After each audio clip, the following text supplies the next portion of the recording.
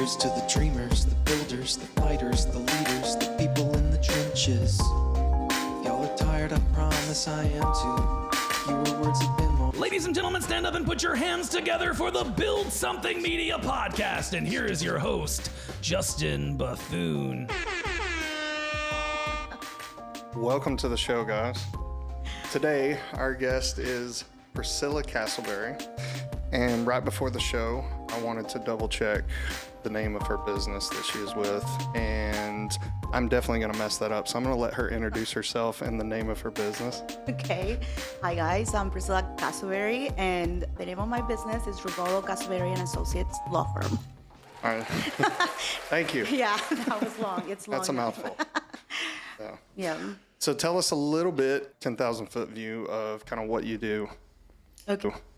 Okay, 10,000. Wow.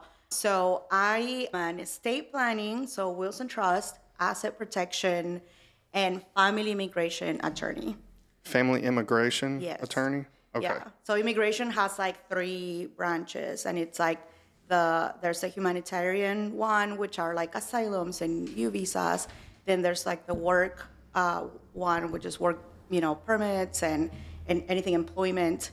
And then there's family-based, which is petitions between spouses or parents asking for their kids or kids asking for their parents. Fiancé visas, as you know, by 90-day fiancé, right? That kind of stuff, yeah. So kind of who do you work with mostly? So it's kind of like 50-50, but I'm trying to grow more my estate planning part of it. I think like with immigration, right, people know what they need. They already know that, I want a petition for my spouse, so I'm going to find an immigration lawyer. Right. I feel like with estate planning, there's a lot of education that needs to happen beforehand. I feel like it's a topic that people know enough to think that they know, but there's actually a lot of misinformation out there. Right. So can you give us some examples of what misinformation there is that's common that you run into? Yeah, like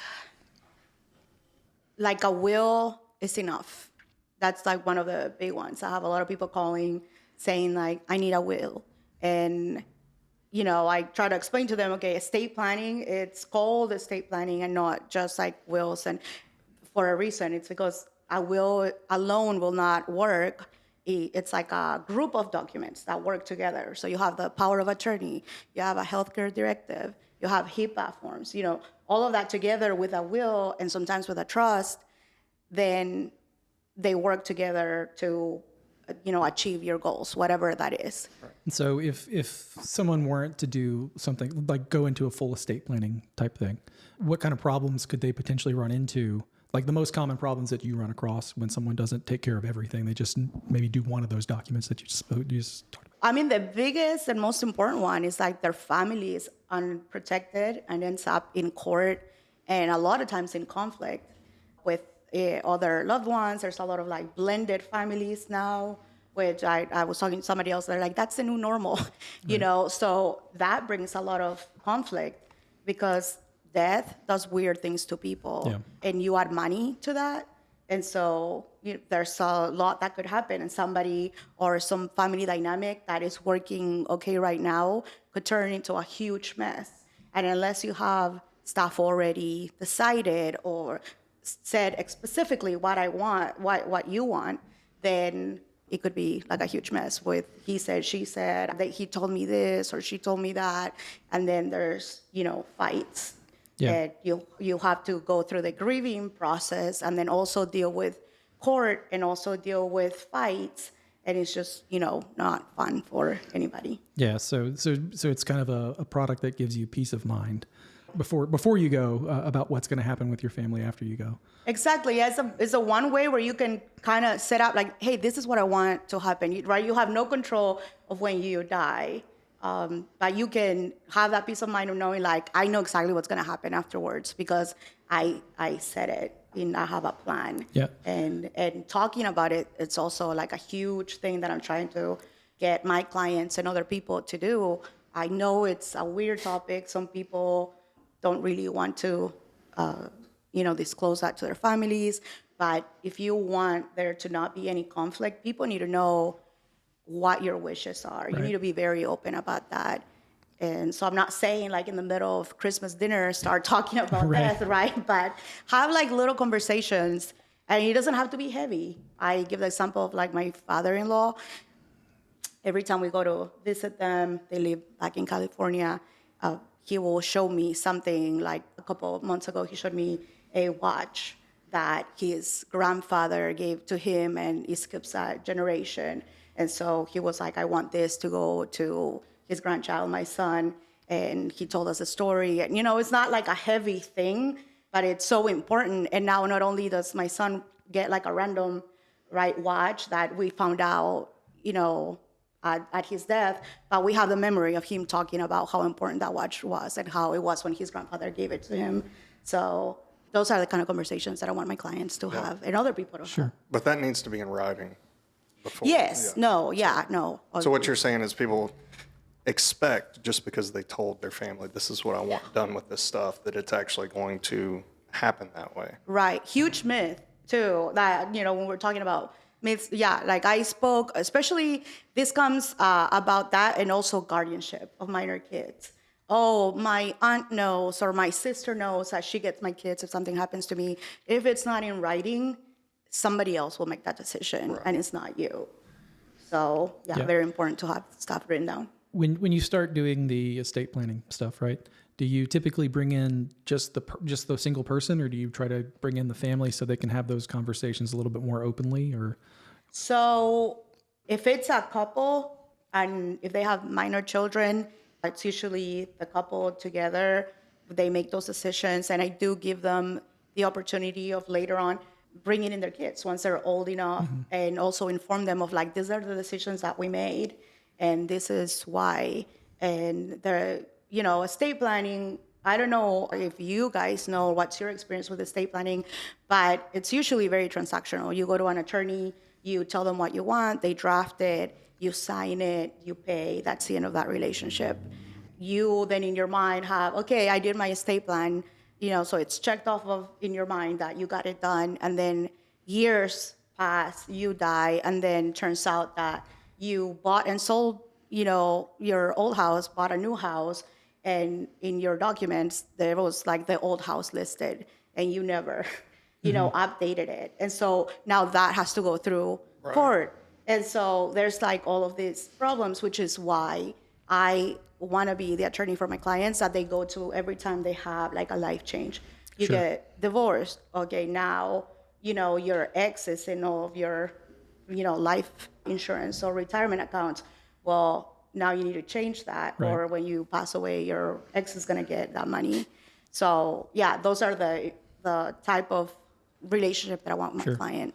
So you want the estate planning to be more like going to the dentist and having being maintained over time versus just a one and done thing, because situations change, assets change, all these different things change. And the law changes. Yeah. Too. Estate tax changes with, every 5 years, 4 years, 5 years. So depending on the president that's there in charge at that time, it's how much, estate tax exemptions are. So I do complimentary 3-year reviews, but usually you should sit down, especially if you have minor kids, sit down every year, and look at those like guardianship nominations that you did and say, what's my relationship with these people now? Are we still good friends? Is it still okay? Or should I change this? Right. So what is, we hear nowadays a lot of people talking about a trust. Yep. So like kind of what's the main difference between a will and a trust? The main difference between a will and a trust is that it doesn't go through probate. I mean, there's 3 big ones, I guess I would say. And in case you don't know, probate is a court process in which you change title of an asset from one person to the next, for those that don't know. But there's 3 bad things about probate that a trust helps you overcome. One of them is probate is public. During COVID, they were having in different states probate court through YouTube. So anybody could log in on YouTube and see who had died, how much money they left, who they left it to. And that opens your family to a lot of like fraudulent claims, right? Of, hey, your dad owed me money, and if you don't pay me back, then I'm gonna sue you. And so people freak out, and they're like, okay, where am I gonna get the money and pay back? And so there's that. It's also super slow, so it's between a year and a half in most states, and that's if there's like no conflict, right? If nobody's fighting anything, so it's like a year and a half where all your accounts are frozen. So if you have a mortgage, who's paying your mortgage during that time? Your kids probably already have their own mortgage. Do they have enough money to pay yours too? If you have minor kids, who, like, do your parents have money to pay their mortgage and yours? There's a lot of questions that come with that. And the biggest thing is that when you go through probate, we think it costs around 5% of all your assets. And that includes your home.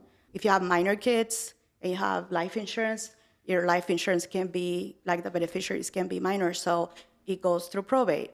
Retirement accounts, same thing, goes through probate if you have minor kids. And so 5% of that is how much money you would be paying. Wow. And, homes right now are like $300,000, $400,000. So 5% of that ends up being a lot. Yep. That's going to the government, The other problem is that there's a lot of accounts that people don't know about. Like, if you guys were to pass away today, do your family know, what accounts do you have? Mine do. All of them? Good. Mm-hmm. Yeah, good. Most people... the majority of my life insurance is taken out by my mom, so... Well, I'm worth more dead than I am alive right now. So. I think most people, yeah. So it's very important to have those things, or checking accounts and bank accounts, so they know what those are and how to get access to them, and all of that information. The Georgia has $1 billion in the Department of Unclaimed Property, just people passing away and their family having no idea that they had money somewhere else, or people knowing. I know somebody that their family member died and they knew that they had a life insurance, but now they don't know who it was with, so now there's life insurance claim that they're trying to find that they have no idea where it is. So, that's why I do with my clients an asset spreadsheet where both partners are in agreement of, okay, this is what we have. Because I find that in most couple situations, there's a person that knows everything and the other one that's just going along for the ride, right? They don't even know, they don't even know where the stuff is. So now they get financially organized and they know where everything is. They're both informed about that. So that's something else that if you have an attorney, you should make sure they do. They know everything? No, they know everything, but they help you organize your accounts and, and to know what to do with that. I'm more likely to have $2,000 stuck in a wall somewhere that I forgot about. All right, now I know where to start. When you pass away, I'm coming and demolishing this whole place. Grab a shovel and just go out the backyard. There's no telling what you'll find buried. Look for a low spot. Yeah, exactly. Now, for small business owners, what do you recommend how to protect themselves, make sure that their kids are going to be taken care of and stuff if someone owns a business, since it's typically who we're kind of targeting with our show here? What would you say to small business owners?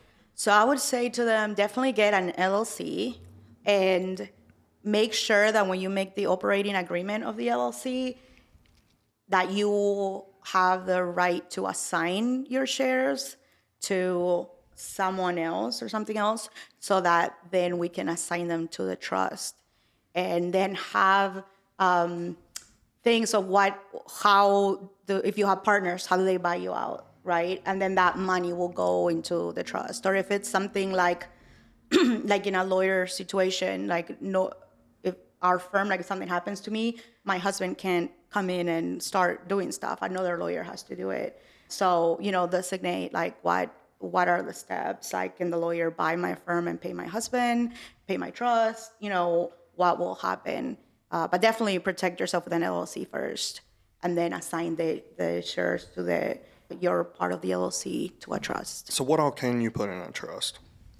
You can put everything in a trust. So physical assets, everything. Yeah. So there's two types of trust. There's a revocable living trust and an irrevocable living trust. My clients mostly do a revocable living trust because you can change it throughout your life. And with an irrevocable, it's like whatever you put in there, you cannot take out, you cannot sell. It needs its own tax ID, it needs its own taxes. This works like you. It's you.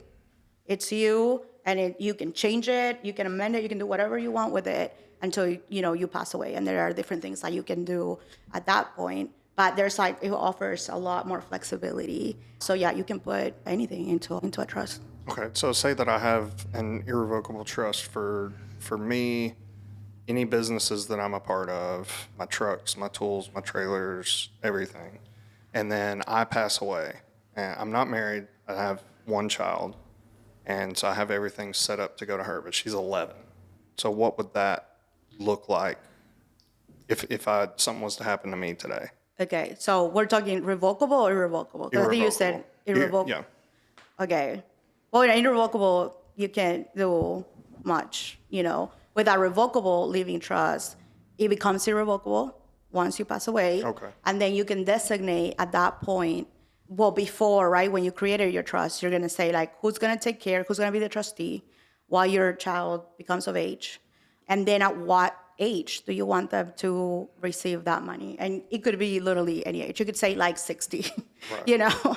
Or you could designate like, if they want to start a business, because, you started your own business, this is how much money they can use.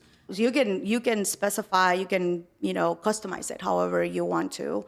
I would say the majority of people decide to start giving out distributions in ages and stages is what we call. So they'll give the first one at 25, usually by the time that they're out of college, and then 30 and 35 is usually what they do. Okay. So they do like three stages, and then the trustee will just manage until she comes to that age. And you can even decide, hey, I want her at 22 or 23 to be a co-trustee to learn how to manage the money in the trust. But it will go to her. And so even at that point, there are different things that you can do, right? So let's say that you say, yes, I want the money to give to her at 25, 30, and 35. That's called an outright distribution. So at those stages, she's gonna get the money in her bank account, and then the trust is over.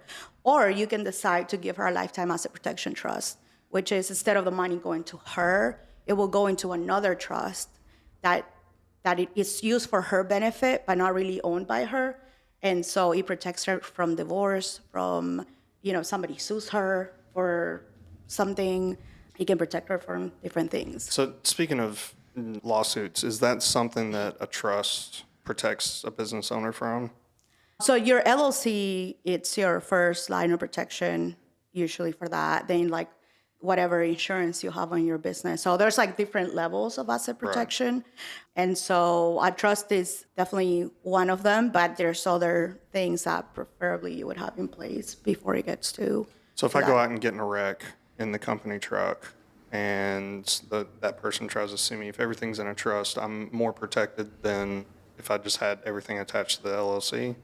Right. So usually by then, like let's say you have an insurance, right? Like your insurance would pay out. And if that's not enough, then I guess also your LLC. So then they might take your, LLC, or everything you've spent on your LLC, whatever it's worth. And then, for them to reach your trust, they have to first find it and know if you have one, right? And that the big benefit of a trust is that it's private, because you can name it whatever you want. So first they have to know that you have a trust before they can try to sue the trust. Oh, I don't have a trust. Just to clarify, this is hypothetical. Yeah. I don't own anything. Oh my gosh. But yeah, so definitely, yeah, there are things you can do. But hopefully your insurance is enough. Your business insurance is enough to guard off anything, especially if it's like an accident. Yeah. Something minor like that. So being a business owner, people are constantly threatening to sue you because they unhappy customers, I'm sure. Yes. Yeah. Yes, I've been sued over a paint job. Oh before. my gosh. Yeah. So you never know what people are going to do. If you're a business owner, everybody thinks you're rich, Right. even though we're 9 times out of 10 you're massively in debt. Like I'm waiting to get paid. I'm waiting to my next job too. Yeah, but, exactly. Yeah. So let's take a few minutes and talk about the humanitarian side that you kind of opened with. Kind of go into that a little bit, give us some insight and background so we can explore it. Is it like the family immigration part of it? Mm-hmm. Okay. Yeah. So, I mean, that's pretty straightforward. Like if you have a family member that it's from another country, if you're a U.S. citizen, you can pretty much ask for, parents, kids, adopted kids, siblings. That one takes a long time. They have different priorities. But usually your spouse, that's the fastest way to become a resident. And if you're a resident, you can ask for your spouse or children under 18. So, yeah, that's... So I have this is a question that's really for a friend of mine who lives in India, and he's been trying to figure out how to come here for a long time. And if you had any advice for him, someone who wants to come here and through the, I don't even know what process he'd go through to do that, kind of a starting point for that. Marry a U.S. citizen for love. I'll let him know. I said that's the fastest way.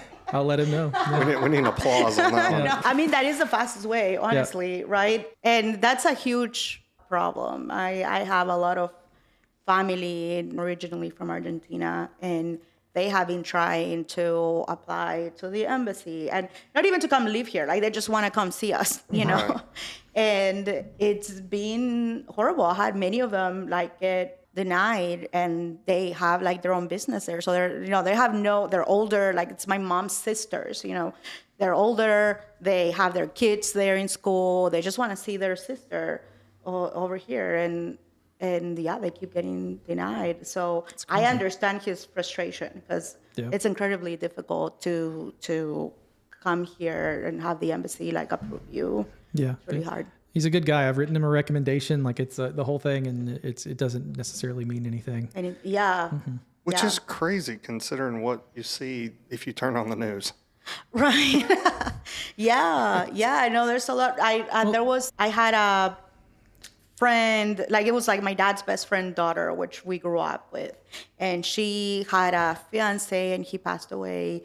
And she was in a really dark place. So I sent her an invitation letter to just come, and the family was desperate, hey, we want her to feel better, and maybe a change in scenery and country might help that.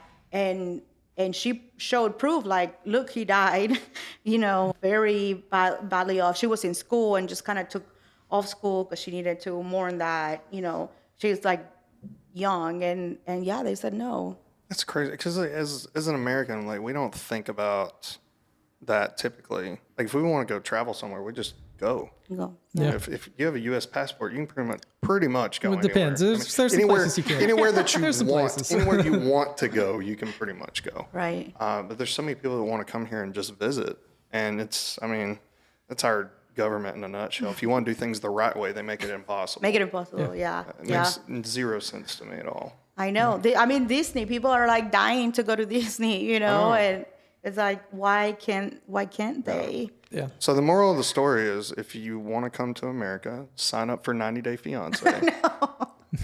Yes. Get on I want to be TV. one of the attorneys on 90 Day Fiance, giving advice. Sign up for 90 Day Fiance. Call Build Something Media. We'll start your social media profiles for you. We'll get and then by the time you get here, you'll have an income and everything. There, you're done. There you go.